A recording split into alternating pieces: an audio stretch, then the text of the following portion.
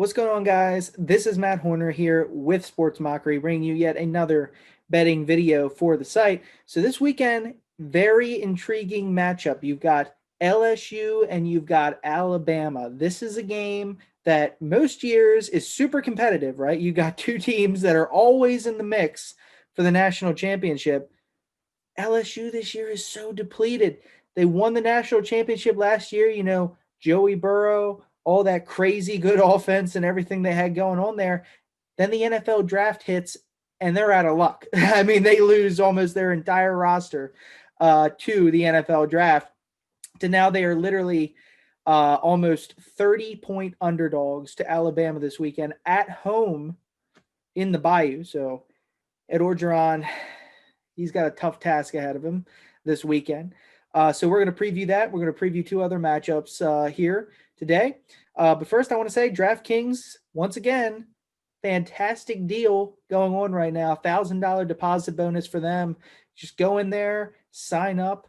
I mean, literally, you get 20% back of whatever you deposit of a minimum $5 deposit. So you put $5 in, you get a free buck.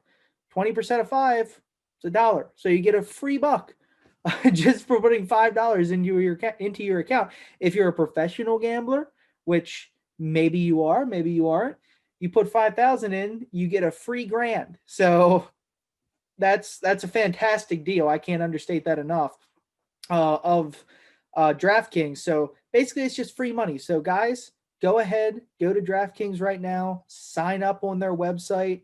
It's really, really easy to do. Just use the links that I have here in the article. And claim your free money. Go bet on these games. Go bet on the NFL. Whatever your pleasure is, it's free money. So why not, right? So to get into the games, the first one I want to talk about here is Florida and Tennessee. So you've got Florida laying 17.5 points against the Vols this weekend, which I think is kind of crazy because Florida really, their defense has not been that impressive. And the market is really overvaluing Florida at this point, who failed to cover against Vanderbilt, which is, one of the worst teams in the country. And last week, depending on the number you got against Kentucky, they didn't even cover that game against Kentucky. So this is definitely a situation where I think the market is just really overvaluing Florida, who, Kyle Trask is great. He's in the Heisman watch and everything like that, but their defense is nothing to write home about. And the Vols are another SEC team. So this is a rivalry game, and 17.5 points is quite a lot to lay with the Florida Gators here. So personally, I would go with the Vols plus 17.5 is what I'm going to be betting on. But that's just kind of my thoughts on the game and some general information about it. So then now you've got Notre Dame, number 2 in the country, and they are taking on the Syracuse Orange in South Bend this weekend. So this is a game that's pretty much a massive mismatch. Syracuse is 1-9. They have been absolutely abysmal the entire season. They pretty much put their last ditch effort in last week against NC State. They lost by 7 points. That was pretty much everything they had. Notre Dame should be now Notre Dame is favored by 34 points here. So you're going to have to lay a bunch with the Irish. But in my personal opinion, I would lay it. Normally I don't, because Notre Dame is traditionally pretty poor in this scenario. But right now, I would lay it with the Irish, because Syracuse, nothing about them tells me that they're going to be competitive in this game. Notre Dame is going to run it down their throats.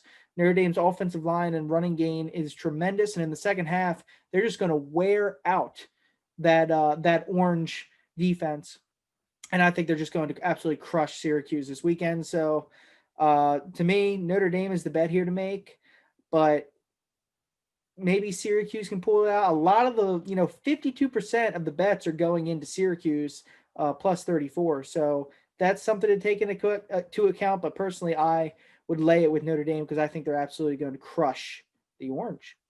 And then obviously we get to the highlight game, LSU, Alabama. To see how far LSU has fallen, it's really pretty sad at this point. I mean, they're 3-4, so it's not like the end of the world. It's not like Penn State bad, that level of failure. but they're right up there, right? So LSU lost a significant part of their talent to the NFL draft this past season, and really Ed Orgeron's team was just gutted. They lost obviously their biggest star in Joey Burrow, Joe Burrow. I don't know why I call him Joey. I just do. Joey B. He's on Twitter. But yeah, Joe Burrow. They lost him, their superstar. They lost Jefferson, who's now in the Vikings, making tons of plays. Really a depleted roster. And Alabama is supremely talented. Their defense is locked down. Mac Jones is great. I mean, he's in the Heisman watch as well. And even in the Bayou, I can't see how LSU is going to be competitive in this game. I don't see how they're going to score 18 points on this Alabama defense. I just don't see it happening. Terrence Marshall, their best offensive player by far this season, opted out. In this COVID season, everything that's going on with that, he opted out now. And without him, their best offensive player, I don't see how they're going to score points against Alabama. I don't see it. So to me, uh, I would lay the points here with Alabama. I know it's a lot for an SEC and a rivalry game, but this is just a situation where LSU is severely depleted, and Alabama is just the vastly more talented roster in this case. So to me, I'd lay it with the number one Alabama Crimson Tide. So yeah, there's another article for you guys. I hope you enjoy it. I hope you enjoy your weekend here coming up with college football. You got NFL coming up on Sunday.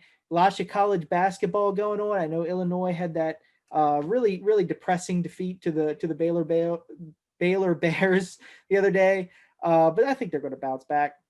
But once again, thank you guys for listening today. Thank you guys for reading, and I will see you next time in an article and in a video. Have a good weekend, guys.